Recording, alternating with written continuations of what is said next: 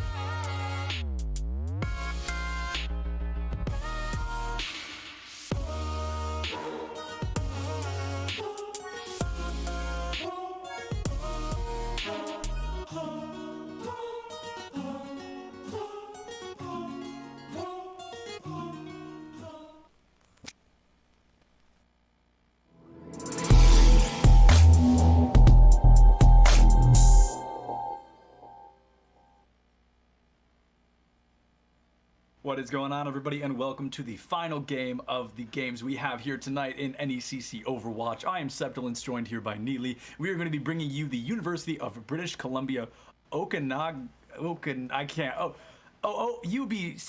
up against UC Davis Blue coming in here. So it's going to be quite the matchup, especially because UBCO has done a pretty good job throughout this season so far. Yeah, University of British Columbia, Okanagan. Wow. Now I tried to come in and just say it right, but then I tried. It's hard, to be fair. Regardless, they've been doing rather well. in this league. They're basically undefeated. They have a forfeit at the beginning of the season, which gives them their only loss, and then they had a draw last week against Essex, which is also a very good team in this league. So either way, this is definitely one of the best teams in the league and is going to be looking to come out here and grab another 3-0. They have 3-0'd every single team except for Essex. So they're going to be trying to do that, but UCD on the other side is 3-3 right now. They're either winning or losing. They're right down the middle, trying to go 4-3 into this next week here. They like to run Brawl. Again, I say it every game, but Brawl's coming back a bit. It's looking pretty good, even though Dive is still it's very strong. All the good teams, all the best teams seem to run a good Dive. If you don't also have a good Dive, it seems to be hard to be in the upper echelon of any tier. Yeah, absolutely. We're seeing some great value coming through with that Brawl comp that's slowly but surely making a comeback. And as a Reinhardt player, I'm super excited about that, as well as that double bubble comp coming through. We've seen that a little bit, in particular on occasionally the maps that aren't Control. On Control and King's Row, specifically for that hybrid maps, Ryan Zarya are pretty much a guarantee, but then you look at other maps, usually Oasis is one you very often see a lot of matchups coming through with that double bubble, and just Winston, when he has that extra health of the bubble, it really does make him so much more effective. Yeah, absolutely. We've even seen a little bit of Wrecking Ball here today, kind of making a little bit of a comeback. He was strong in the meta for a while. He got a bunch of nerfs. People went back to playing more Winston, but it's seeming like people go, well, yeah, he's got some nerfs to his boop, some nerfs to his overall shielding, but he's still Wrecking Ball. He still gets those huge slams, and mines are always like a big AoE clear. So Wrecking Ball's still a pretty good character if you have a player that can play them. I didn't really see that on either side here. Maybe UBCO has a little bit more diversity. Usually, as I said, the best teams do have that diversity. But on Lijiang Tower, we do see a lot of Brawl, especially on a map like Control Center. Yeah, absolutely. And I saw UC Davis, they were playing, UC Davis's other team, playing, I believe, last week or the week before. And it's kind of crazy because Onizuka was subbing in for that team and played out of their absolute mind. So Onizuka was playing up, was coming in from the junior varsity team, which I believe is UC Davis Blue, which is the team we're seeing today, and was subbing in on that varsity team. And like I said, just absolute top tier performance. Very, very impressive. And then I'm surprised to see, we talked about this during the break, they're not even starting here for the JV team. So I'm a little confused to see that. Yeah, I mean, that is very confusing, but sometimes when you put a maybe not as good or as strong of a player into what I would call the absolute Lamborghini roster of a team as the varsity team, you know, they can kind of look a lot better. They can kind of just do their job at a minimal level, but still kind of comes through maybe in the kill feed. Maybe they get more value with their ults because they're set up a little bit more. But either way, I think we're looking at UBCO to take a bit of an edge in this game. Yeah. No one's really knocked them off into a loss yet, except for themselves not showing up in week 1. But either way, Lijiang Tower, we've seen a little bit of Junkrat, and we've seen a little bit of Dive here on Gardens, which is going to be the first map that we open up on here, which is the map that you're going to be running Dive if you're going to run it at all in Lijiang. Absolutely, you're going to be running that Dive here in Lijiang, like you said, only going to be coming out on Gardens like this. And this map in particular, or this stage rather, isn't one you necessarily see Junkrat on. Control Center, however, you see Junkrat. That map was basically made for him. He gets so much great value off those tight corners and those walls. And Junkrat gameplay, I personally love. I'm sure a lot of people disagree with that, but I think Junkrat is a very entertaining character. But like you said, I'd expect to maybe see some kind of Echo Mercy here, some kind of Dive comp coming out from these teams. But, you know, maybe I eat my words right here because it looks like we've got some interesting variations coming out already. Yeah, no, I mean, this is also something that you'd expect. You either go for the Dive or both teams just go, you know what, we're just going to go right to the point. We're going to take the sim through the window and we're going to pop everybody down there. But we do have a Wrecking Ball right now. Oh, now they're in spawn. I can't even call their comp. You and I think together as a combo have not been the best at calling comps. Yeah, they're just messing with us over here at this point. Either way, we're going to be opening up here on Gardens. Yeah, Garden's going to be coming out here. And we did see a note about these teams that Skyross is kind of notorious for that Torbjorn. So I wouldn't be surprised to actually see it coming out here. We're going to see an immediate pressure onto point here. And it looks like we're going to be seeing UBCO utilizing the teleport right to point, where we saw a little bit from the other side, UC Davis. They chose to teleport near the point and then rotate into it. Skyross already getting such a valuable pick onto key terms, taking up that main support, the Baptiste offline. Some great value already coming through for UBCO. Yeah, UBCO just kind of gets the point presence here, and once you get the sim locked in, it becomes very difficult to push in here. Big fire strike from Turbo onto Axelone. it's going to be hard to deal with, but they do get the Emort tossed onto point. That's a bit of a, I think, of a misclick, if I do say so myself, but now they're just going to be pushing off to this point, trying to get a couple of stagger picks and charge up those ultimates. Absolutely, and when we're looking at this kind of mirror matchup other than the DPS, it's really going to come down to the DPS to make that difference and try to get these eliminations early on. But so far, Skyross doing a great job with that long distance damage, and Lamb Sauce with these turrets, able to know exactly where the team's going to be rotating through. It's definitely going to be giving UC Davis a bit of a run for their money. They're struggling to get into point. Now Smokey the May, the Reinhardt kind of pushing in on their lonesome, but Amplification Matrix going to be coming out. Turbo going to fall. The main tank now missing, but got to get rid of those turrets as fast as possible because they do way more damage than you may realize. Blue Fire going to be able to take out Chick, and now here comes one Amplification Matrix. Here's the Tire, here's the Molten Core, and Blue Fire with the triple kill there. Able to find 3, and that's going to secure a point cap here for UC Davis, about halfway already there for UBCO.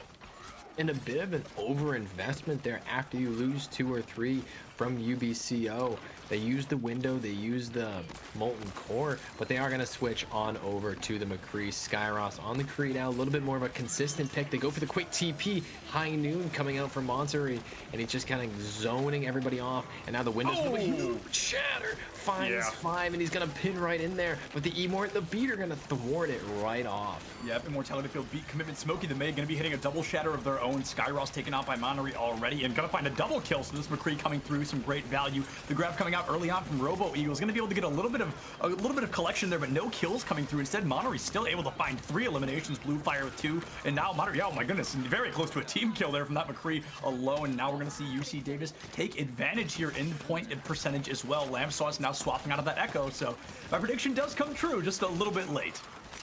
Yeah, you did mention that the Echo might come out, but you know, UBCO is making a lot of character swaps as they kind of go through here. They're opting that they don't want to play these certain characters because they've used the Simwall ult. They don't really want to try to go for the TP engage once again. And Khakis is going to also have this Graviton Surge. The window comes out early, but no grab to follow up with it. Grab comes out now, Beat to counter. Huge shatter finds 2, trying to get everything away from that Graviton Surge. And now a window of their own, but it's seeming to be a bit late. Yeah, honestly, I'm surprised to see UC Davis really able to come out on top of that. They commit that High Noon and they commit the grab in simultaneous, but the grab was a little bit out of the McCree sight line, so I thought, okay, those ultimates didn't combo like they wanted them to, and they were still able to follow up on the end of it with phenomenal luck there. Axelone is about to have that beat online. We see the Tire as well, and Smokey the May already landed 1 massive shatter. We just have to see them do it a second time, and this map will go rather seemingly to UC Davis. Yeah, UC Davis trying to say that they can hang with one of the best teams in the league. Turbo pinning on the point, trying to just make it, but Chick goes down to the Riptire. 2-man fire strike, and everybody's gonna go get shattered. Smokey the May is finding everybody with these shatters is an absolute main tank difference right now. Yeah, absolutely. There's been a phenomenal difference between these main tanks, and we saw for a moment there was the numbers advantage in favor of UBCO. Lamb Sauce was able to find Blue Fire in that Riptire animation, so there was really a great opportunity to kill the junk, but at that point you'd lost your mercy, and then the remaining members of your team just got shattered and were absolutely ripped apart by Smokey the May there. And honestly, Blue Fire, some phenomenal Junkrat gameplay for a map Junkrat's not really notorious on. So now, moving into Control Center, UBCO, they've got to be shaking in their boots a little bit, because if that's how Blue Fire can do on a poor map for Junkrat, we can only imagine how well they're about to do. And as I say it, they're actually going to swap to May, so everything I said, just throw it out the window. But May is very good on this map. If you hit that wall, you shut down the enemy Junkrat. You usually cut off Turbo here. That's going to be what they're playing for. But yeah, I would have liked to see the Junkrat. Maybe Monterey is going to be switching off the sim. Maybe just getting them out of spawn. Yeah, there it is, right? That's what I was hoping to see. Different Junkrat, but still a Junkrat nonetheless. Not a lot of difference usually in most Junkrat players. Yeah, absolutely. Yeah, Junkrat not exactly known for his skill floor. You can play him pretty quickly and pretty simply, but Junkrat May, a terrifying combination because the May wall can corner somebody off, and then the Junkrat can literally just spam and find a kill. Monterey able to take out Turbo, but Robo Eagle already with 2 kills online. Smokey the May is going to be alive, so the main tank is going to be great here for UC Davis. They can push in and get slightly more aggressive, but if Smokey the May gives up or loses that shield, that's where it's going to be a little bit of a disaster, and that shield is going to fall. Looks like UBCO is going to have to play this one a little bit slower, but it looks like they're going to be able to cap this point first. Yeah, which is a good start because once you get these control points first, now you have defender's advantage, which is always so strong on any Overwatch map. You also, usually by winning that first fight, you get the ultimates, but Key Terms is going to actually have the first window, and you're going to see it open up right here. Yeah, that window's going to come out here. That amplification matrix trying to get some value, and a great wall from Blue Fire there, forcing Skyross off the high ground. Another double shatter there coming out from Smokey the May, able to get some great value. Going to get charged, but Monterey with the grenade is going to be able to save their Reinhardt's life, and every single percent is super important for UBCO, but Monterey already able to find another triple kill, so the Junkrats coming out from UC Davis have been on fire so far. Yeah, Smokey the May is absolutely on it. I feel like sometimes when you're playing a character like Reinhardt, you're either just on it when you get on it or you're not. And it's because everything is so precise. You're either hitting shatters through a lot of shields and bubbles, and you're blocking so many of them. Not a ton of blocks, because Turbo has found a fair few of his own. Smokies have just been 10 times bigger. Absolutely, Smokey has gotten some great shatters. Like you said, Turbo's gotten a couple, they just haven't been followed up on the same as consistently as we've seen from Smokey the May. Looks like they're going to start this a little bit slow, but Blue Fire already finding Lamb Sauce is going to be such a phenomenal kill already for UC Davis. They've got those DPS ults online, and Blizzard is going to be the first one. Khakis is going to get pinned out of bubble, and it looks like they may go down to that hammer. 85 damage, a swing is going to be quite a lot, and when you're on that critical bar of health, it's going to be even worse. A great grab comes through, and the double shatter, the high noon, the beat, the windows, another beat. That was what, 6 ultimates, 7 ultimates in maybe 5 seconds?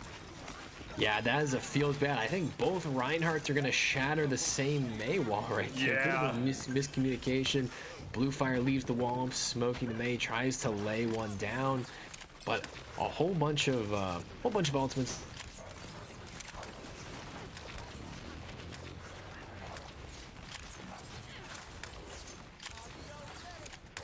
Roll into this and comboing it with the Junkrat ultimate.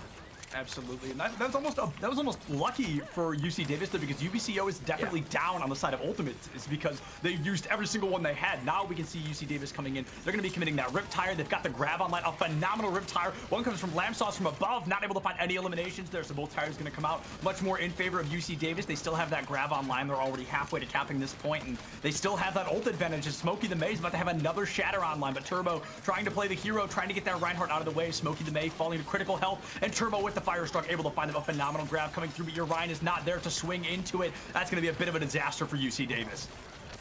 Yeah, this is still a lot of trades going back and forth, but as I say it, UBCO is going to take it rather decisively in the end. It looked scrappy, and it looked like UCD was going to win that. They got the 2-man Riptire to open it up, and Lamb Sauces failed to find anything other than getting the immortality out. But that proved to be enough to win that fight and bring it right to 99. It's going to be really hard to touch. Oh, no! Oh, just turned away. Turbo finds a nice little shatter to keep him off the objective. Absolutely, and that would have been a hard push anyway moving into that, because UBCO, they had, what, 4 ultimates online, and I think we saw one, the Earth Shatter on the side of UC Davis, so that would have been a Herculean task, to say the very least. But I'm also... It was going to be scrambled. Yeah, I think committing that grab from Khakis after Smokey had died was the thing that really lost in that fight, because the way you play, as I'm sure everybody watching knows, is the way you play that Rein Zarya is you shatter, Zarya farms grab. You grab, Reinhardt farms shatter. So when one of them isn't there to farm their ult off the other, the whole thing just collapses. Yeah, absolutely. And you know, sometimes that can get played out. If you see a big grab and Ryan has shadow, you just do it, but you still need the Ryan there to follow it up. He can do so many things to a Graviton Surge. Fire Strike, 100 damage to each player inside the grab, and then combine that with a swing is so much damage. But one TP is going to go on to point and take the positional advantage here for UCD. Yeah, UCD, they're going to get that early advantage, and they're going to have to commit their immortality field early on as well, but as long as they win the fight, it will all be worth it. Smokey the May already 60% to shatter as well. I just want to point that out very quickly, getting that, and it's kind of crazy because they have hardly swung that hammer, so they must have gotten some pretty valuable hits in and out of that fight, and now the objective's going to be opened up. A great wall from Blue Fire, but a mischarge from Smokey the May, still able to find the kill onto Turbo. Skyrock's going to pick up Axe alone, but your fight's already over. Your Lucio and your main tank are already missing until Lamb Sauce comes pouring in here, able to find a double kill. Kaki's going to find one, and Monterey's opened up that microwave. They just got to get Lamb Sauce, and Kaki's going to be able to pick it up. Monterey is going to be able to find Skyross as well. Too many beams right there. Turrets are up, beams are charged, both of them, and it's just really hard to push into that. It's just such a nightmare pushing into May. I'm sorry, well, May and Sim, but it's such a nightmare pushing into Sim when she has that level 3 beam. It does so much damage. She has no other utility, so they have to make that beam exceptionally powerful. But now Key Terms with the window and the wall. This Ryan is absolutely cut up on that spot. Oh my goodness. Yeah, but lucky for UBCO, they do have another Reinhardt for just a moment as Skyros has chosen to swap on that rival. Okay, never mind. Gonna get shattered out. It's gonna force the beat from Axelone to win the fight here. The photon barrier is gonna be taken out as well. Axelone picks up Robo Eagle, and somehow, some way, they commit a couple more ultimates than they want to. But UC Davis is gonna be able to win that. And something else of note, May and Sim, they both slow you down physically. So if you get in, getting out is a nightmare. Yeah, and also, they're running the Sigma on the side of UBCO, right? And that is not a character that is good into any of these characters. Beams Sim Beam gets farmed up on the shield. You can't block any of it really once you don't have that shield. Big lift coming out of the back line, finds 4. Will there be an answer? The immortality to answer, and a defensive May Freeze to close everything up, and now a gigantic Blossom to the layer over everything else to try to take this point over. Yeah, and I think Axelone actually booped Lamb Sauce, and that got way more value than it was supposed to, but we saw it was going to come through. And honestly, if you're UC Davis, not the end of the world. The biggest issue isn't losing the point, it's the ultimates you commit to a fight that was already lost. Yeah, it's tough to lose that fight. That's a big thing with Control. Sometimes if you know an enemy team is going to come in and just dump ults on you, you can just save Grav, save Blizzard, come in, win a fight and a half, and then take the map. But Sim TP right on the point. They're trying to catch him out with a quick play here. Oh. The Lamb Sauce finds Blue Fire early, and that could put the nail in the coffin, even though they still have all these beams on point. Yeah, they've got all these beams on point, but they need every fighter online, in particular their May, to slow people down. And Smokey the May missing, I think, their first intentional shatter there. Not exactly that May walled incident, but going to commit it right into the enemy Ryan shield. And this is going to be another one fight here for UBCO. The worst thing is if you're UC Davis, you're just kind of giving them a lot of ult charge. I think this has already called for a reset. Yeah, Modric just gotta kind of die here, which they will do swiftly. But now they have this Sim wall. Underrated ultimate ability, right? You kind of look at it, you're like, that doesn't get any kills. What does it really do? You can cut this point in half, and then you can just walk right at him, jiggling in between it, and just going right into point. Are they going to go for the same Sim TP, or are they just going to walk on? I think they're going to opt to walk right onto it, which I think is a good choice. Yeah, this is definitely going to be a good choice. They just got to watch out for Skyros with that Reinhardt transformation. Instead, they're actually going to teleport into the back of the line. Forces out Gravitic Flux super early on. The Sim wall comes out as well, and Skyros committing onto the May. A fascinating choice, and Lamsaw's going to be frozen out of that Death Blossom. Turbo finds Smokey. Blue Fire taken out by Skyros. Delco finds that enemy Baptiste on key turns, and Monterey going to be taken out by Turbo. Kaki's gone as well. A great strategy moving in, but now they've got to force onto these faster characters that they want to touch point. Yeah, that was very well played from UBCO. But now, if they can make it back, they have this May Freeze and they have Grab and Window. That could be a team fight win. Blue Fire finds Skyros. It's a big little pick there, and they get the touch because they swap to the ball. That's huge. Yeah, this is looking dicey here. Yeah, committing Amp Matrix here, a bold choice, but a choice that may work out. Now, committing Grab, I do not like that at all because they really were going to need that to win the next fight. They're going to be going into this next fight with 0 ultimates, and that's going to be a rough matchup. But they're able to cap the point, and that's definitely their short goal. Their short-term goal was reached. Now they need to focus on that long-term goal. Yeah, you know, you don't want to use all of those ultimates, obviously, but sometimes you just go, well, if we don't take this point and we die with Grab and we lose here, we should have used it and maybe prayed that we could take this neutral fight. But the positive side is it's going to be an absolute neutral fight. No ultimates online for either team. Pulse Bomb is the closest one to being online. Which is kind of crazy because Monterey just swapped out of that Tracer at the beginning of the last fight. Big wall.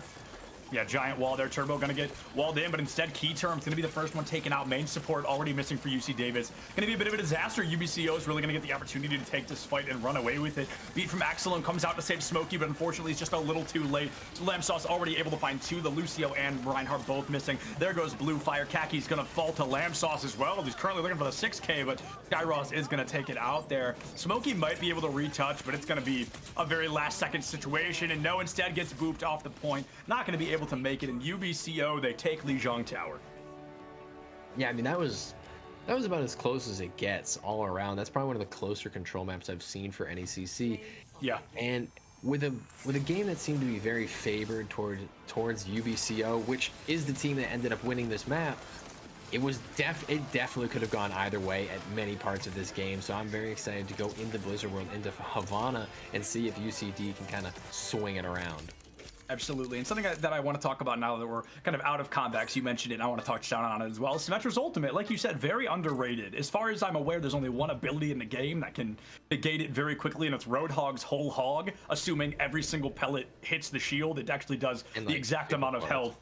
Yeah, it has to do that very close damage, but I've seen that before where Roadhogs literally commit their ultimate to get rid of a sim wall, which is a bold move, but definitely can pay off. And I agree that it can really turn a fight because it can block so many ultimates, and I feel like a lot of people think they don't consider it as strong as it really is.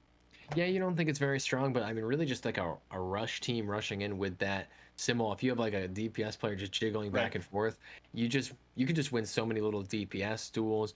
Reinhardt battles just seem much easier because now you're only taking damage from the enemy Rein, things like that. So Simwall can be very strong. The problem is if Sim is not strong on the map, you cannot play that character. Right. And Lijiang is a map where Sim gets played a lot because it has really good TP spots. You get locked in on that point, you bunker down, and it's very hard to just deal with you. It's a nightmare to play into. I have played countless scrims where I go into that and I'm like, Zara, you gotta kill these you just need that like little bit of like team play, even in like a 3500 lobby, just to like make it happen, and it seems so crazy, but everyone's so focused on doing their own thing they forget about those pesky little sim turrets. Absolutely. The sim turrets can make a really big difference. The same a Torbjorn turret can, where if you're not paying attention to it, it could be the very reason you lose a fight. And a lot of people don't really remember or consider that very often. Moving into our next map, which I believe is going to be Blizzard World, my second least favorite hybrid map. It's going to be quite interesting to see the value moving out here for both these teams, because Symmetra, I very little value here, little to no value on most of Blizzard World. Nah, you're not going to see much sim outside of like sometimes defense on 2CP, maybe, and then mostly just control gimmicks. She really is just like a gimmicky character all around to do a certain job, but once is in a brawl comp, can do a lot of damage and be a star player. It's just, you're not going to rush with her. There's so many better options like McCree because she has no range. You're just, I don't know. It's just not like a great overall character, and you got to get in a spot where you can set up those turrets, of course. But either way, we're going to be moving to Blizzard World, and I was shocked to hear you say that this is one of your least favorite maps. This is one of my girlfriend's favorite maps, actually. And it's honestly on my upper tier list. It's just a beautiful map. If you love Disney World and you like rides and you like the Blizzard games, I mean, it's just a great little map. Sadly, I didn't play as many of the Blizzard games, but I still love the theming of it. It's a fantastic little map. I do hate attacking point 1 though, so I can agree with you there on that part. But I like point 2. It's an interesting, a lot of high ground. The third point, kind of a classic third point. High ground's there, but it's not utilized as much as you'd expect. So I'm excited for some Blizzard World. I think we're going to see some brawl back and forth. It didn't seem like much dive was going to get played by these teams. If we were going to see dive tonight, point 2 of Blizzard World is where it's most likely going to be seen. So we'll have to see what we're gonna, come up against. Maybe a team will run brawl in first and make a swap halfway through. But I would imagine these teams are gonna be sticking more towards the Reinhardt. Yeah, no, we've definitely seen that as well. Like you saw that it was going to be some kind of matchup on Gardens. We were both kind of like, oh, dive is kind of a given here, and then both teams went brawl. So very clearly they're going to be comfortable on that brawl. And you hit the nail right on the head. I didn't even have to say it. It's really the first point for Blizzard World. I can't stand it. Attacking it, defending it, it's no fun for me. I'm not a huge fan of it, but it's going to be a good matchup here for these teams, especially if they're going to be running that brawl. It can really get great value. But second point is where brawl can tend to crumble. There's just so much high ground that Reinhardt in particular doesn't really get a lot of value, and Zarya has to spend the whole game trying to protect that Reinhardt, as Zaryas usually do. So a bit of a confusing thing, because first point and third point really get great Rein Zarya value, and then second point is where it's kind of you might have to make a couple of swaps to succeed. Yeah, and even on first point, there are some nasty high grounds. The one with the boat right behind point, that can be gross if you've got a damage boost Ashe. Also, when you're coming in on the attack, there's that top right high ground, same thing. When there's that Ashe with a damage boost, it can kind of be real thorn in your side when you're trying to rotate to point. She starts hitting your backline with TNTs and headshots and things such as that. But either way, if a team is flexible enough to run a D.Va, D.Va's very good at rolling through this map, even not as much on third point.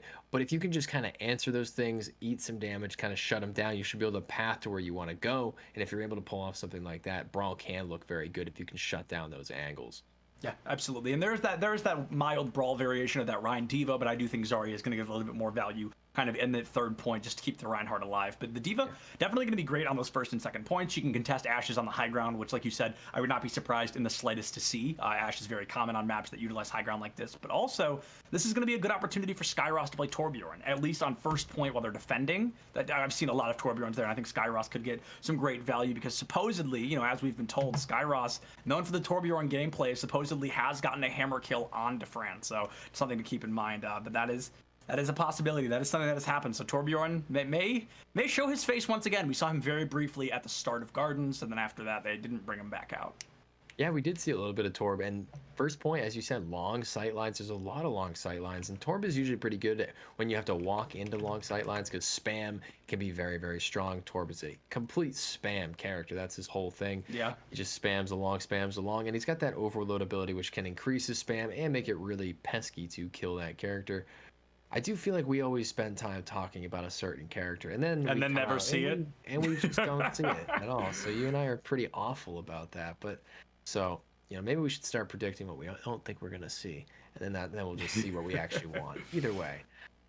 I think if there was a map you'd see Torb, this would be a good one. If it's actually their signature pick, I mean, you could even see double shield on this point. It's not a bad first point double shield map, you know? Very true. Very true. A lot of things are able to be played on Blizzard World. Very diverse. Sorry. Yeah, absolutely. No big deal. I was just going to say, double shield is definitely viable, as well as that Winston Zarya, at least attacking on first point. Winston Zarya falls apart a little bit on that defensive first point. Blizzard World Zarya struggles with those sight lines. That's something I bring up very often, that I'm not a huge fan of that comp on a lot of maps, because Winston will dive up or he'll dive out, and Zarya, she cannot keep up. She doesn't have a leap, she doesn't have booster, she doesn't have a charge, so it takes her a little bit longer to get to some places. In Blizzard World, with so many high grounds, that's where Winston is supposed to be. Sorry, I can't really do that same thing, so it makes a little bit more sense on the offense, and you're trying to get in quick and you're trying to do a bunch of damage before they can react. But if you're trying to play that long game, Winston Zarya does not necessarily work out.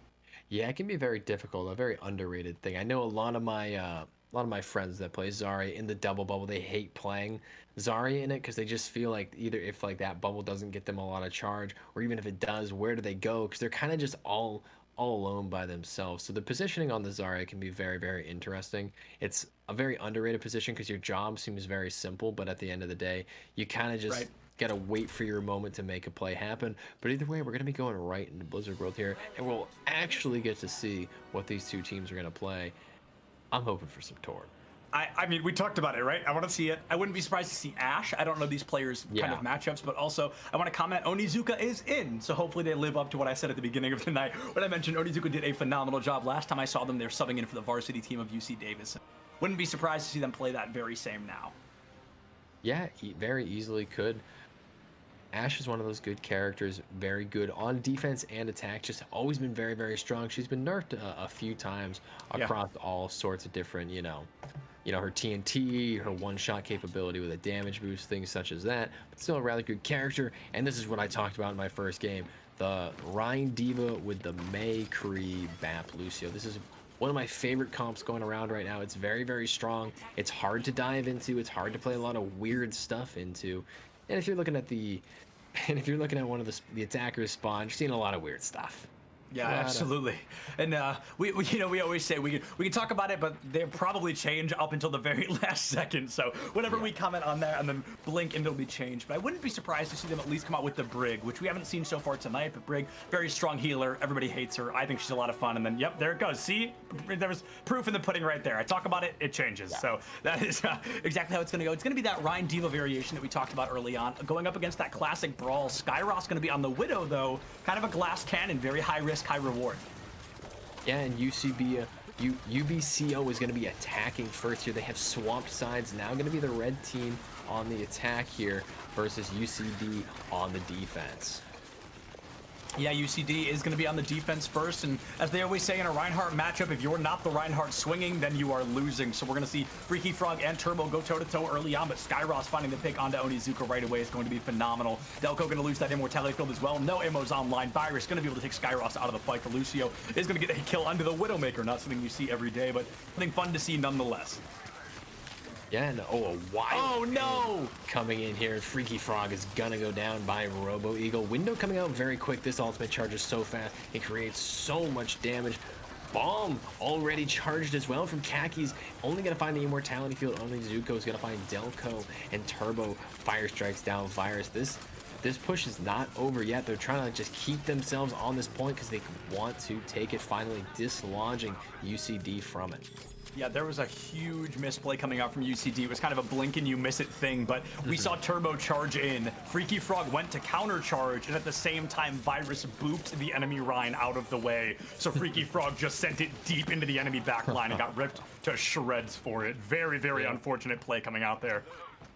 Yeah, we've all been there. Sometimes you just like, I'm gonna counterpin this, and you just pass like 2 ships in the night, and one of them usually feeds pretty poorly. But a lot of swaps here coming up from UCD, which is a bit surprising for how well they did. But we're gonna have Freaky Frog in on the tank, Onizuka on DPS, and Rickroll onto that Baptiste. Maybe Virus as well is a new player for the Lucio. Correct me if I'm wrong. We did not see Virus there on Lijiang Tower, and I think we saw actually a lot of swaps coming out. Rickroll, Onizuka, Virus, and Freaky Frog. I don't think any of them were seen last on Lijiang, so it's pretty much a whole new team other than Blue Fire and Khakis. So it's going to be some great value from Lamb Sauce on this Reaper. It is just every Death Blossom is a big one so far. They're all getting 2 kills left, right, and center. Lamb Sauce able to find Blue Fire. Skyross finds the tanks, just trying to get out of the fight, and they are not able to do so. This is kind of how we expected things to go, right? Going into this, we thought UBCO was going to do a phenomenal job, and kind of they've got a much better win rate. And UC Davis, they really made it close on Lijiang, but now it's not exactly happening here on Blizzard World so far. Yeah, sometimes it takes these teams a bit to warm up. UBCO is kind of just cooking right now. And the problem with making a ton of swaps on your team is that now you have a bunch of cold players in. They've got to get warmed up, and UBCO is all warmed up and ready to go. They had a close map there. All their hands were probably sweating a bit on that one, and now they've got the confidence to just run them over here as they are with that speed boost. That was brutal. Yeah. That was swift and brutal. They are in spawn. They get a total team kill there. And something of note that you talked about is we're seeing pretty much the same roster from UBCO other than the support lineup. Both Chick and Delco were subbed in, but you've got 4 warmed up players, and it is showing. They're doing a phenomenal job here. They are kind of rolling through UC Davis for just a minute, but now they've got Ant Matrix, they've got Blizzard, and they've got Beat to try and stay alive here, but they're going to have to get a couple of kills to stabilize the fight first, and that's definitely going to help. Onizuka swapping onto the Ash, coming in a little bit late with it, but going to be able to get the kill onto Skyross. The Blizzard from Blue Fire is going to get a couple of freezes there, but no value off the back of it quite yet. Rickroll going to be the first to fall down as well, so currently a 5v5 until Skyross returns to the fight. Yeah, that was a very weird Blizzard. I wonder if his wall cut off some of the LOS on it, making it so that it found no freeze targets, or if maybe Bubbles they just didn't notice. Goes for the 180 shatter, gets shut down by Freaky Frog. He is going to go down, but he blocks the shatter and stands up to Turbo. Blue Fire finds Skyross. Virus going to find Robo Eagle, and now they're putting their foot down, and UCD wants to take this back with 3 minutes and 55 seconds left on the clock. Yeah, their fight or flight has to kick in just a little bit there toward the end of the fight. They knew they were running out of time. It was a fight they needed to win, and even though Freaky Frog fell, Onizuka already had a Bob online, which is a fast ultimate to charge, but Onizuka still charged that pretty darn fast, able to keep the team alive, make it a 6v6, even after that Reinhardt goes down, and they're going to have a shatter moving into this next fight, which could be big if Freaky Frog is able to land it, but so far, neither of these Rhines have really been able to get a good shatter off. Yeah, I mean, Bob is the best main tank in the game. Doesn't miss, huge tank. Skyross finds Onizuko, though, with a body shot. Gonna take him out, and now Skyross is finding the headshot on the Blue Fire. And UBCO is gonna pick up what they left off. Dude, this name for UBCO is always a tough one to say. A lot of letters, a lot of names. You know, it's a lot of letters, and it's difficult to pronounce when we actually say the name, so it's kind of a double whammy here for us when we are casting with UBCO. They are able to cap. It takes a little bit aggression coming out. They get stalled there on third point. I think they had 3:05 left on the clock. Yeah, so 3 minutes and 5 seconds, about a minute less than they started with. So they really did still move through a pretty aggressive tempo, even after getting held a little bit there on third point. Yeah, no, I mean, 3 minutes and 5 seconds. I've been seeing this map getting played a lot here, and it seems to always be going rather quickly to one team. You know, usually the favored team to win the map of the game is taking it with around 3 minutes or 2.5 minutes. So, you know, that is a bit of a steamroll. They do get held back on first point a little bit and a little bit on third point, but for the most part, nothing was stopping UBCO. The question is can UCD kind of get their feet wet and get 3 points, maybe with a minute, maybe with a little bit of time on the clock, and give themselves a chance to take a point. Yeah, and I'm very curious. No offense to Freaky Frog here, but Smokey the May was dominating. I mean, Yeah. they may have lost the map, but just a phenomenal performance. Arguably the best player on the team that I have seen so far tonight. And then you sub them out. I'm very confused on why that would have happened. We saw such a dominant performance, and then all of a sudden that player is removed. So I'm very curious to know as to why they would have made that choice. Yeah, no, it is a choice that I would question, but I think, you know, maybe with this UCD team, it's a big esports program, it's a big esports team is from what it looks like, and maybe they're just trying to get people playtime. Maybe they don't expect to win against one of the top teams in this division, and they're just like, let's just rotate people through, let's get everybody playtime. We scrimmed everybody, and you kind of just get some reps in against a good team, and maybe it'll prove to have some dividends later in the season. But all of these players have played against some top talent. Absolutely. Yeah, that very well could be the case. They just want to get everybody on the board. They want to get all players kind of alive and well. And it looks like we're going to be seeing a long rotation coming out from UCD here. Now, this is an interesting strategy because if it works well, that's great. But if it works poorly, you've already burned an entire minute off the clock. 25% of your time bank has been pushed into this single attempt. And if they lose this, that's going to be a lot of time they're going to want back. Yeah, they do go down for the drop. Reaper tries to hit him with the flank, not quite going to be able to hit it, but Turbo's just going to hold this corner, and then the Emor has already been put down. Lamb Sauce is going to kill that, though. Yep, Mo gone, Freaky Frog gone, Kaki's gone, the DPS lineup there, Skyros on the Torbjorn, already making a huge difference here as well. And we talked about main tank difference a lot in favor of UCD when we were on Lijiang Tower, but now it's looking like it's really going to be in favor of Turbo here, able to pick up a triple kill. Wow, Skyros with a great headshot kill onto Onizuka there at the end. Yeah, we're getting to see that Torb we talked about. We didn't really even mention it when they came out on this defense. We were talking about everything UCD needs to do, but Skyroth is going to need to get that hammer kill if he wants to prove his notes correct. No, I'm just kidding. Definitely. So that is definitely going to have to keep the rivet gun in action here, but either way, that was a decent rotation, but as you said, a lot of time went off the clock, and now almost 2 minutes are going to be down, and they've only done one attack. So now you just want to rush into the enemy team and try to get as many fights in as you can, build some ultimates and use them and try to get something going for you. They're going to have to push into this window, which is going to be an absolute nightmare from Delco.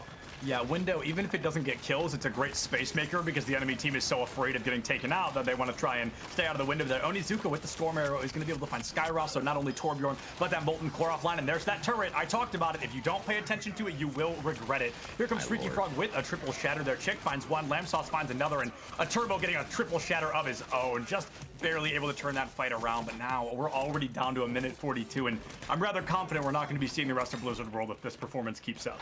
It's looking a bit tricky, but Kaki's is at 80% on that grab. Onizuko has the dragon. If they go to combo these, even with the beat drop from Chick, they should be able to push through if they can get some Ryan swings in on it. I feel bad for Freaky Frog on that play. He hit a huge shatter onto UBCO and just not enough follow-up, probably not enough HP on his own team to rush on through that. So unlucky for Freaky Frog. A lot of huge shatters in this game, probably the biggest shatters in the night so far. Yeah, absolutely. We've seen some pretty big shatters here from both players. Freaky Frog kind of getting there first there. We saw quite a few from Smokey the May, and now we're seeing another long rotation coming out. That's going to be fantastic. Molten Core, it is gone all over again. Kaki's able to find Skyrock, the turret taken out by Rickroll as well. And this is Zarya making a big difference so far, committing that ally bubble early on to Freaky Frog, trying to keep that Reinhardt alive. And Blue Fire now on the Reaper, able to find Turbo. The Immortality Field from Delco already gone. This is where you grab Dragons. This is going to be a great opportunity to keep the team alive. But Blue Fire going to be able to find 2 kills there, and the beat coming out from Virus, not able to keep the team alive enough. Now Blue Fire coming in with a double kill, going to take out Delco and Robo Eagle. They hold on to the grab, they hold on to the Dragons, and they forced out the beat. This next fight should be an easy one. Yeah, I mean, that was playing exceptionally well from UCD, and this right here is why against most of the league they are 3-3. They show that they can win games. They saved Grab Dragon, and basically their last fight is now hopefully try to get a steamroll. They even got beat drop out, as you said. This should be a very easy fight win as long as they can walk up at least 2 tanks with this Grab Dragon. Absolutely, they want to get these tanks online, and I'm very excited to see, you know, if they can get this Grab Dragons, because it's you know, it's kind of cheeky, but as a caster, I love to see it because the kill feed always lights up like a Christmas tree, and that's always very entertaining. Here's the grab, here's the Dragons, and Immortality Field just will not be able to do enough, making a quadruple kill from Onizuka there with the help of Kaki's, and they still lose 3 in the process, so they just barely are able to win that fight. A great zoning Molten Core from Skyros, gonna be able to turn things around, but Blue Fire gonna chase that kill into oblivion. Yeah, no, that that was not one as well as you'd hope. Usually you want to hit the Grab Dragon, maybe you only get 2 or 3, but then the rest of your team is able to rush on through. But they kind of get held up, and now they only get this much card space. They're going to have to win maybe another 2 fights if they can get another good recontest. Onizuka with a big headshot on the chick, though. That actually is going to get them all the space they need to make this into 1-fight territory.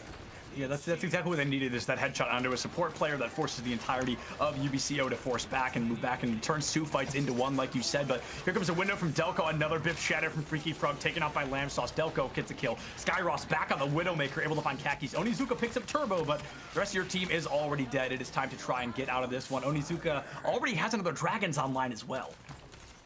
Yeah, no, that is a very quick Dragons. Kakis is going to be a little bit behind, but that is usually how that charge goes.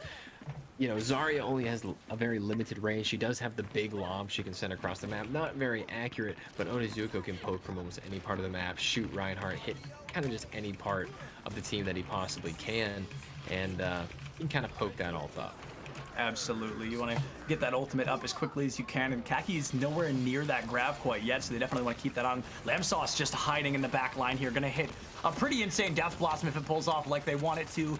Patient as ever, just waiting, looking for that blood in the water, and there it is. No, instead it's going to be Blue Fire. Great immortality field from Rickroll, able to keep the team alive in an even better window, able to put the pressure on. Robo Eagle is going to find that Baptiste taken offline, a 5v5 coming through here. A Death Blossom out from Blue Fire, also picks up 0 kills. A Shadow from Turbo goes right into Freaky Frog's shield. Here comes a beat from Chick, and a Dragons from Onizuka gets it off right before being meleeed by Skyross. Blue Fire going to be able to find Robo Eagle, and the beat from Virus trying to keep the team alive. They are out of time. They need to win this fight right here, right now, and that grab is definitely going to help. Blue Fire finds 3 in the matchup, and that is going to cap second point here. Oh, excuse me, no, they gotta get rid of the Widowmaker.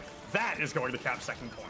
And the BAP. I was saying, BAP is not moving. Delco has just given up on the point there, and Kaki is going to put him away. But yeah, that was a really dicey fight, but a great beat from Virus. Everybody had fallen low. They had lost Rickroll, and then they dropped the beat to make it so that Freaky Frog can rush through that grab and get all the damage he needs to. And now look, Freaky Frog used his Earth Shatter just a minute ago, and now he has it back once again. That is the great part about Ryan Zarya when you're able to run it. It is, again, a good Ryan Zarya point for this 3rd point. Yeah, absolutely. This is a great Junkrat point as well. Any close corridor point like this is going to be good for Junkrat to bounce those grenades and just get some great value. But Skyross going to be sticking to that Widowmaker, and it is going to be paying off. Able to find Blue Fire early on, the Reaper taken offline, that heavy damage dealer coming through, and another Biff Shatter from Freaky Frog. We have seen a lot of great shatters, but we have seen a lot of poor ones as well. Definitely unfortunate coming through there. Freaky Frog and Turbo both having a rough time here, but Robo Eagle able to find Rickroll, and now some great value moving forward for UBCO. If they can win this fight, they can probably stabilize Cart and win Blizzard World. Yeah, absolutely. Freaky Frog goes down pretty late. Only 32 seconds. They're not going to be able to get the Grab Dragon in time, it looks like, but Blue Fire with a gigantic ultimate coming online of the Death Blossom. Lamb Sauce has one of his own, but if he can land this Death Blossom, they can easily charge up Grab Dragon to hit on the last point. Absolutely. They want that Grab Dragon. They want to get it in here right now, but you've got 10 seconds to touch Cart, let alone farm your ultimate to get to point, and this is the time they choose the back rotation. That's going to take much longer. Blue Fire going in for an early Death Blossom, but being taken out by Lamb Sauce. The 3-for-3 trade coming through here, and Skyross able to find Virus. Robo Eagle picks up Kakis. It's going to be Freaky Frog and Rickroll. No, but Rickroll's not going to make it. The solo grab from Robo Eagle. They have just won this. There is going to be no more contest coming through, and UBCO, they are able to secure Blizzard World as well. That's going to secure them the victory here tonight. Yeah, UBCO going up 2-0 right there. Very big win for them so far. Can they close out the 3-0? UBCO has shown that when they are better than a team, they are much better, and they can close it out with a 3-0. But we're going to have to see on Havana here, because UCD does show signs of life. That is what I like to see from any team that's losing, is they don't give up and they keep showing signs of life. Gotta love a Grab Dragon play where they don't miss every shot after. It happened a few times earlier. You like when they actually hit the targets, you know, because Grab Dragon's not the most electric play in the game. It just gets a lot of kills, and it's very consistent. I love it for a couple teams I coach that are low level. I always like to get them on the Grab Dragon beat because, you know, it just gets value. You get objectives. It's always a good way to kind of get the pace moving. Absolutely. And I want to point out, Lamb Sauce there had like 75% kill participation. So that's kind of nutty. Like, that is insane. A very difficult thing to do. And I was wondering, when I saw the Grab Dragons happen, I was looking at the wrong angle. And I was like, oh, how did that Torbjorn get such a successful Molten Core in the middle of a Grab Dragon? Turns out he wasn't in it. He was hiding behind. So hiding up on the high ground, waiting probably for that exact play to happen, and it worked out perfectly because we talked about it stalled the cart. They were going to have to take 2 fights. A phenomenal shot comes in from Onizuka on the Hanzo, forces it into 1, but Skyros had the right mindset, had the right mental of how to prevent a free push of second point, and that may have been the very reason they ended up winning Blizzard World in the end. Yeah, no, absolutely. It was a very good little hold because that just kills a lot of time. Anytime you can win any fights and kill time, I mean, that's one thing that UBCO has been pretty good at, is that if they're going to lose a fight, it takes a lot to kind of dislodge this team, right? It's very hard to beat them. UCD shows lots of good signs of life, but probably a little bit easier for UBCO to beat them when UBCO has the ultimates, has the combos. They're just going to go in, use them, win the fight. It's going to be clean and decisive. That play of the game looks decisive, but it didn't really end up being as decisive as you would have liked it to be. Right. And it looks like Smokey the May is going to be going back in here to probably play the Reinhardt monster. He's going to be back in on DPS. Going to be paired with Onizuko now, and I'm going to keep my eye out. That's scary. For changes. Yeah, that could be really strong. Yeah, no insult to Monterey here, but I didn't notice they were missing until you just kind of mentioned that sub back in. And now that I think about it, they actually had a phenomenal performance there on Li Jiang. So it's kind of, you've got to wonder that you want to get all those players kind of their screen time or, their match time. But I think Monterey and Onizuka, that is a terrifying DPS lineup. And putting Smokey the May back in, I mean, she was 100% dominant on Li Jiang Tower. So now to see them coming out here on Havana, I think is our next map. So see that coming out here, I can only suspect these teams are going to go for that Ryan Zarya, probably go for that, what I always call the Havana hold, where you go all the way up to the spawn doors and you just stay there as long as you can to prevent that, to make it 2 fights on first point rather than 1. I would highly suspect that at least from UBCO, UC Davis may choose to play that first corner. We could also see a double shield here too, so I'm not going to talk too much about Ryan Zarya until I know it's going to happen. Yeah, I've actually seen both already in one of the games I casted. I saw double shield and that close spawn door hold from the exact same team. On attack, they ran the double shield, and on defense, they ran that spawn hold and got a whole minute and a half off before the card even moved, which forced them 10 seconds away from being able to full hold point 1 and actually probably win that map, but they weren't quite able to do it. And then after that, they kind of got rolled to third point. So it might not always be the best strategy, but I really like the close door spawn, because if you can win a fight or two, you get all your ultimates up, you kind of dash the enemy's hopes and dreams a little bit, and you guarantee that if you come back and win the next fight, you can make it into like another 2-3 fight scenario before they're able to cap that objective. Yeah, absolutely. Havana, a map that's very unique because it can have a lot of utilization. First point, a little bit more likely to see that double shield or that brawl comp. Second point can utilize itself pretty well, in particular to a Diva, perhaps a Winston. You don't see that as often. Usually it's kind of that Ryan Diva. And then third point, brawl kind of crumbles because it's so open that it's very difficult for Reinhardt to get up, especially if we see, what's their name? Skyros back on that Widowmaker. Third point is going to be phenomenal.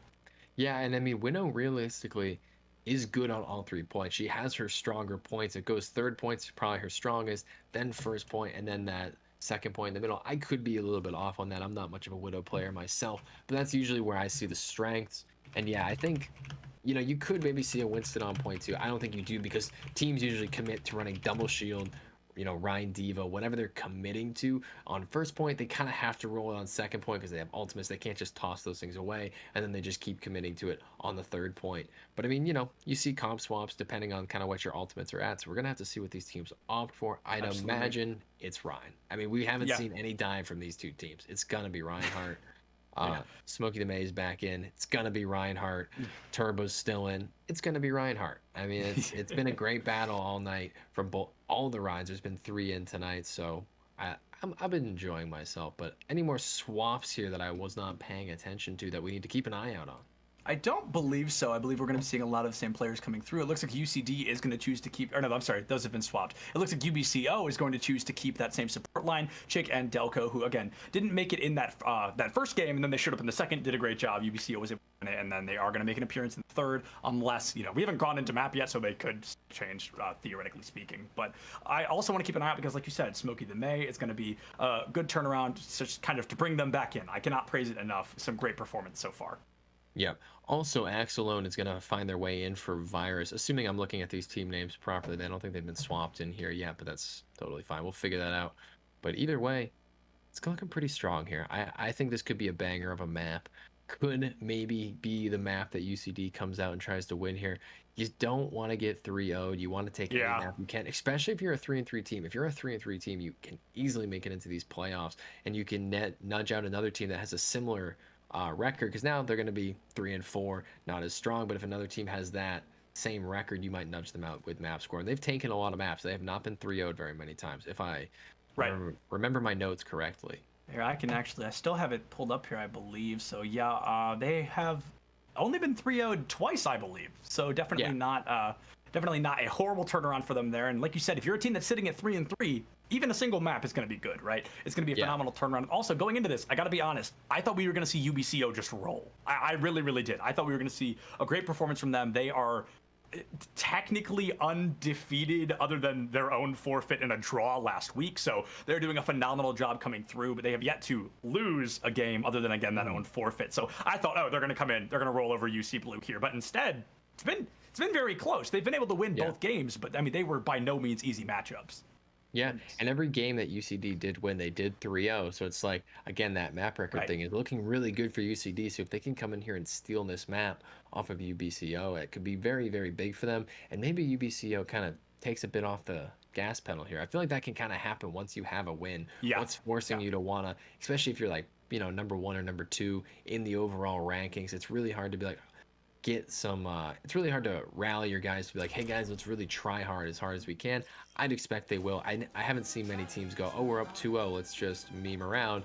Usually if they are memeing around, they're dominating. So but this isn't dominant. I think if you meme around on UCD, you're gonna regret it pretty quickly. So agreed. I think if we're going to be likely to see kind of memeing, I think it's just going to be that Torbjorn again, because I feel like that's the furthest they're going to go. Maybe they'll try a dive comp. We haven't seen any of those coming out. We can't say that enough. The closest we've gotten is just Diva playing with a Reinhardt. So that's really about the closest we've gotten. We also haven't seen any variation. I think it's been Lucio Baptiste from both teams the entire time. I don't think we've seen anything else. And I don't dislike that. I think that's exactly what they should be doing, because that's kind of the meta, so to speak. But I think an Ana in particular would be great for UC Davis, because one of their biggest issues is their main tank just keeps getting caught out. And if Ana could be committing a nano boost to keep that main tank alive, that could be very high value. And it looks like Smokey the May, we talk about, oh, she's going to come out on Reinhardt. You know, Reinhardt is probably a given. And both these teams currently hovering over double shield, which we did touch on a little bit.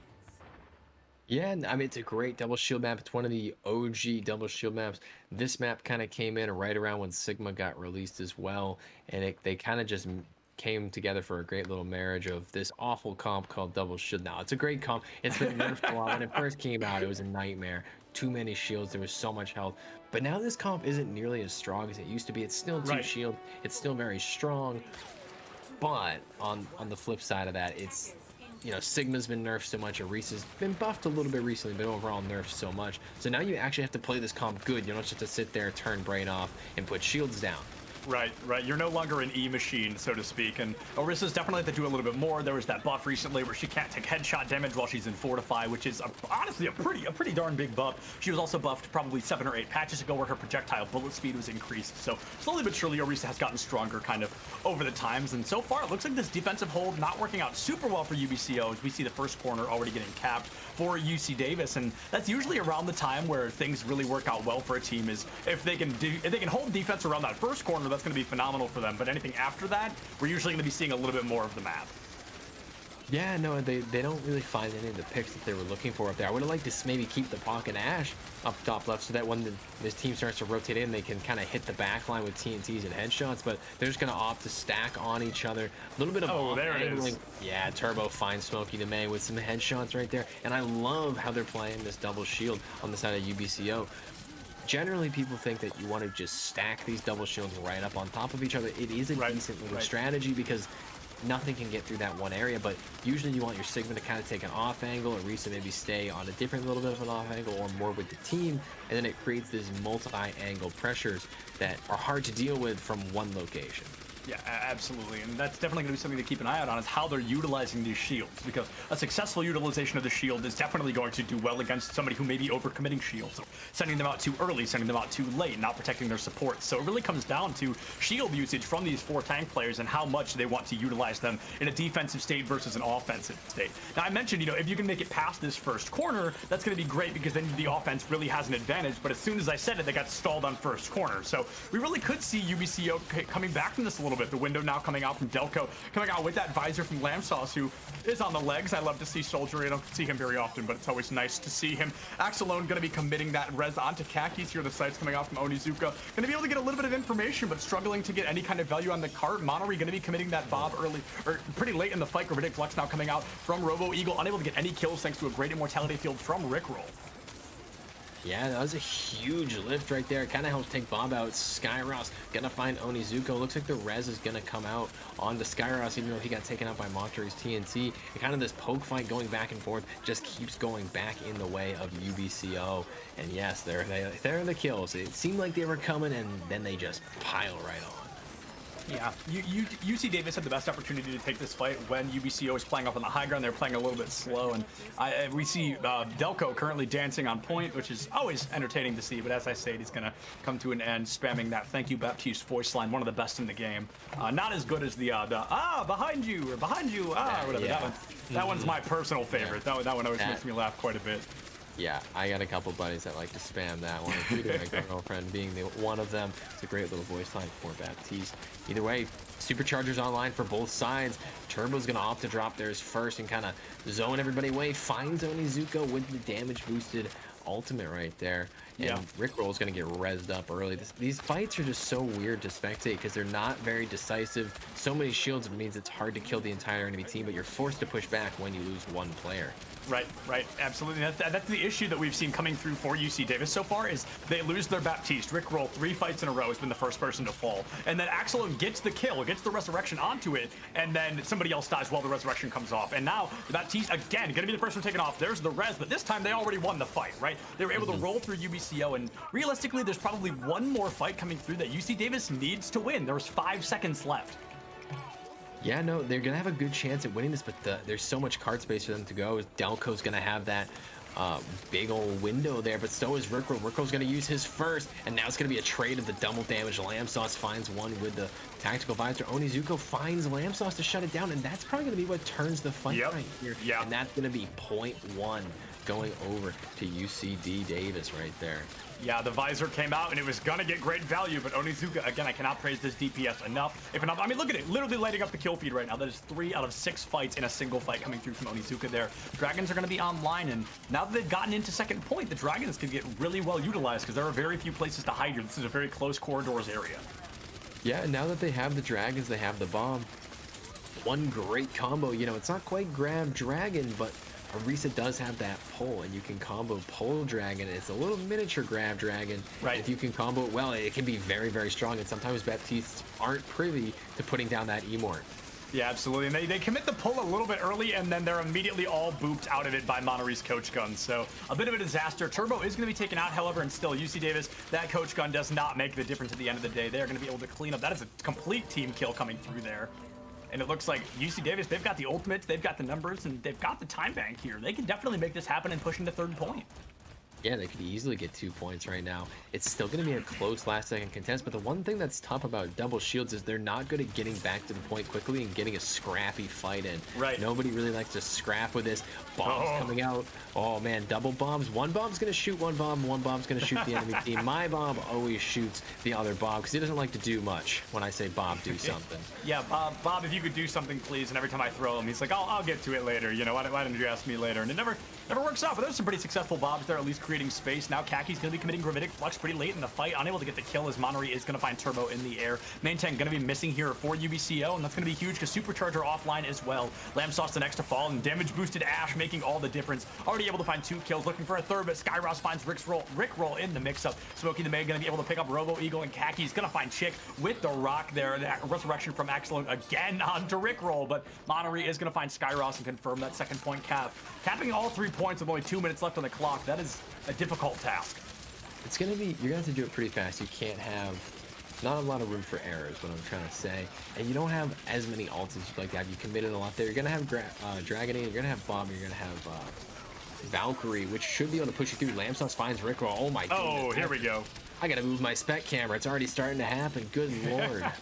Yeah, no, that was a fast one indeed. Lamsoft's able to find 2. Delco able to find 2 as well. And right now, I just not to hound on a single player, but UC Davis's biggest issue right now is Rickroll has died first. I think that is like 6 or 7 fights in a row. Like it has now become a serious issue coming out where Rickroll is the first one to fall, and your Baptiste falling is going to be a disaster 100% of the time. So they really need to possibly work on positioning or maybe just peeling a little bit more. But I think it's been Rickroll just not standing in the proper places for a lot of this. Yeah, no, I mean, that's kind of what it tends to be, but it is an absolute nightmare to play any kind of a sport into all of these snipers. Lift comes out, doesn't really find what they're looking for, just gets the immortality field out. And now the big window from Rickroll right here, just going to be pushing back UBCO. Yeah, Rickroll is going to be committing that garage door very early on around bridge here. And immortality field from Delco already going to be gone, so a bit of a shooting range for UC Davis. They just need to find a little bit more damage consistently. Now committing the supercharger instead, so more damage amplification matrix coming through. And now going to see a lot of gravitic flex coming out, unable to find anybody actually. Kakis falls incredibly low, but it's going to be able to survive just barely. It's going to be the battle of the Orisos on cart right now. A shield in favor of Smokey the May, but she's unfortunately not able to pick up the kill onto Turbo there, who's waiting to drop a supercharger of their own. This is a very long fight. I feel like we've seen a lot of damage come through, yet nobody has fallen in a decent while here. It looks like Onizuka may be the first to go. Instead, gonna be able to find the bomb, so still all these players online, but there we go. Blink and you miss it. UC Davis ripped to shreds. Only 8 seconds left on the clock. That's pretty much our last fight here for this offense. Yeah, so much damage amplification right there. You can see it in the kill feed. And that is a pretty close second point hold here for UBCO. If they're able to get to the third point, that isn't the hardest spot to get to. And what it's going to force UC Davis to do is hold very, very close rather than hold that corner like they'd kind of like. Because they're double shield, they want long sight lines and things of that nature. Yeah, absolutely. And honestly, that felt very reminiscent of Blizzard World, right? That's about where UC Davis got. They were unable to cap all 3, but they got pretty darn tootin' close. And then right at the end, UBCO does a phenomenal job to stall them out and not confirm that third point cap. So definitely going to be a good look for them. And I'm curious to see if we're going to be seeing any swaps from the support side of UC Davis. Like, I don't want to hound on them too much, but the Baptiste just unfortunately wrong place, wrong time. Maybe you want to use somebody with a little bit momentum or, you know, just versatility in terms of moving around. Unfortunately, it looks like they're going to be sticking to the exact same comp, relying on that double sniper as well, which is very, very high risk, high reward. Yeah, it is very high risk, high reward, but you know, with this double shield, with these long sight lines, I mean, it's kind of like Rickroll. Maybe you take him off the bat to try to give him a little more survivability, but at the end of the day, he's probably dying to snipers, so no matter what, it's going to be very difficult for him to find his foot in the ground, and you can't really put it all on him because attacking into 2 snipers that are rotating high grounds, they're always trying to find the back line is always what they're trying to do. So it's kind of tough for a guy like Rickroll to make it around on that Baptiste.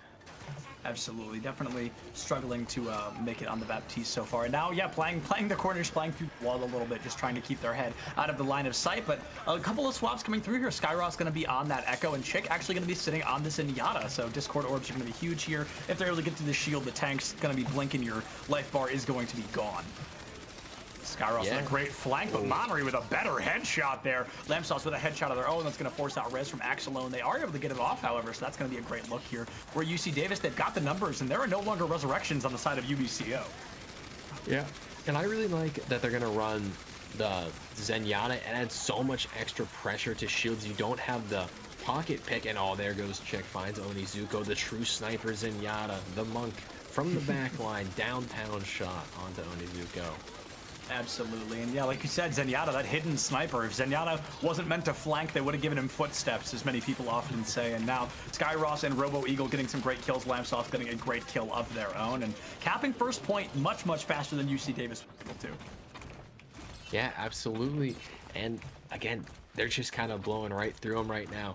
They're just playing these comps slightly better. And the thing is, with that Zenyatta, yeah, you don't have the damage boosted Ash anymore, but you do have just absolute damage coming out from each character. Every single character in this comp has spam, and oh man, now Smokey the May, we've loved her play all night, but onto the Reinhardt into this spam comp is going to be an absolute nightmare, especially without the Lucio.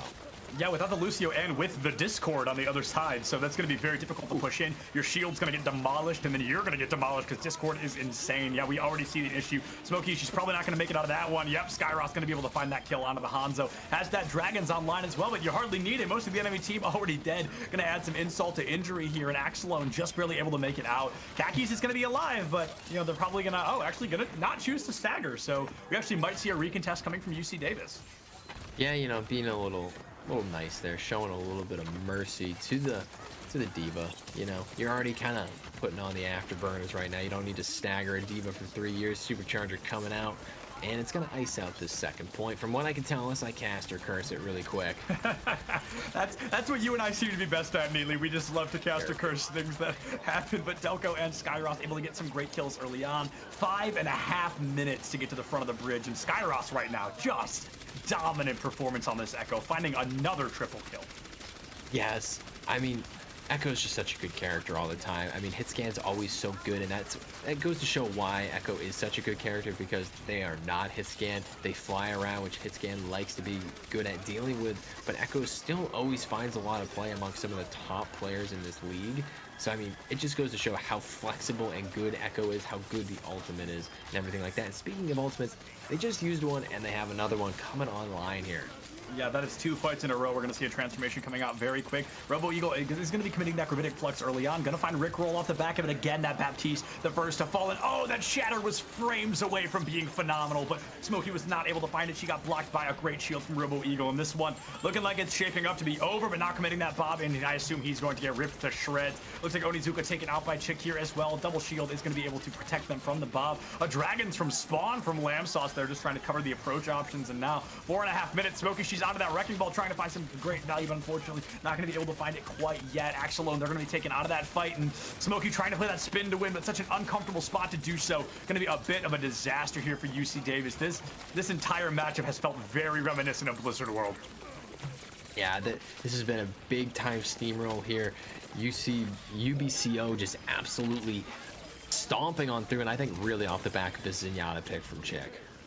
Yeah, absolutely. We talked about it right at the beginning. Discord Orb, terrifying, and it worked out super, super well. It worked even better when Smokey swapped into that Reinhardt. 9 out of 10 chance that was a comfort pick, right? That was kind of, okay, we got rolled. Let me get to what I'm good at. But there was so much spammage. There were so many Discords coming directly onto that main tank. That's just one of those GG go next situations. There is realistically nothing you can do on that Rein. Yeah, it is tough when the thing you're good at is probably one of the worst picks. You don't want to go dive necessarily unless you're a Wrecking Ball player. But I think they would have done a little bit better in that matchup if they had managed to stick onto the same picks. But either way, I like the showing from both teams. UCD does not pick up a map. The 3-0 going over to UBCO. And overall, though, I think UCD has a good rest of the league ahead of them. They're not going to be playing against such top talent every single week. So we're going to have to see what they come up with next week. Yeah, absolutely. And I mean, this is one of those matchups where it feels like the score is so not reminiscent of how close the game actually was. We saw so many times it was brought down to 0.3, or it was brought down to the wire 99-99. And it was just a phenomenal performance from both teams. UCD, they were just unfortunately just one kill away, one shot away, one health bar away from winning these fights, and unfortunately just were never able to keep that up. But great progress has been shown. There's very clearly room for improvement and room for a lot of potential here as well.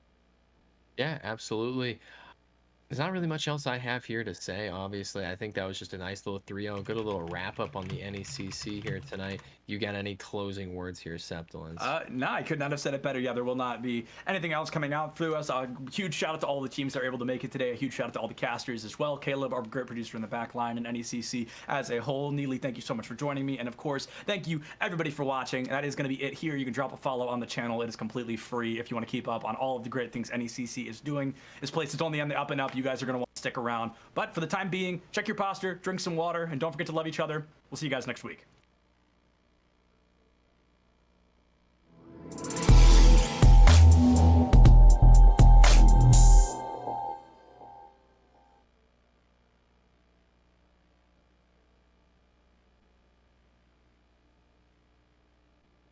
Hey man, I just can't find a comfortable headset. I mean, I've tried everything. Literally everything. Jeez, my brother. I got you. The HYPERX Cloud 2 Wireless. Legendary comfort goes wireless. that is comfortable.